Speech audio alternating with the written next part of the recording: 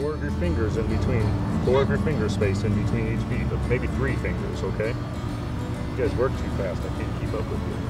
Cool. Are you making sure all the roots are covered? Yep. All right. We always knew that school gardens would be a great way to begin reconnecting children with the source of their food. And what these kids are learning to do is how to plan, plant, tend, and harvest a garden, but also how to take that harvest into the kitchen. This is monster kale.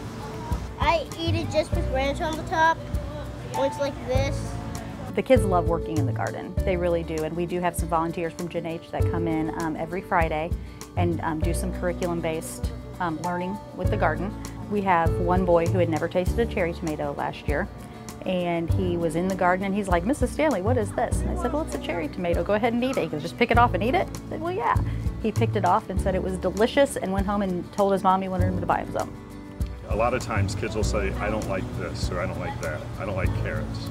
And then when they actually pull the carrot and they're the ones doing that job, it kind of changes their mind. A carrot in the store that's just in the bag is not very exciting, and it's really not that tasty either. So they try it, they can pull it, they do the work, and they try it out, and they decide, wow, that's actually pretty good. The idea of eating fresh produce has become a big deal at our house. It's become a staple now. We eat more vegetables this way because they taste better.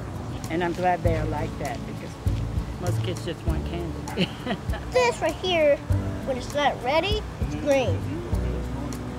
But when some ready, it's like red right here and red down here.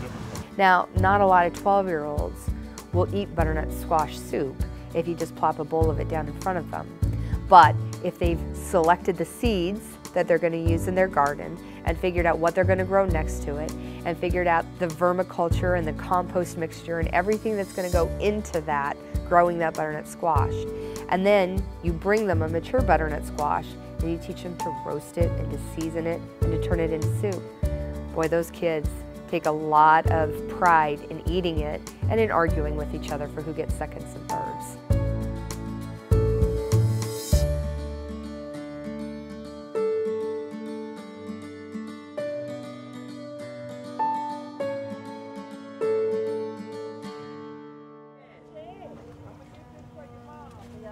Where should go? Oh, yeah.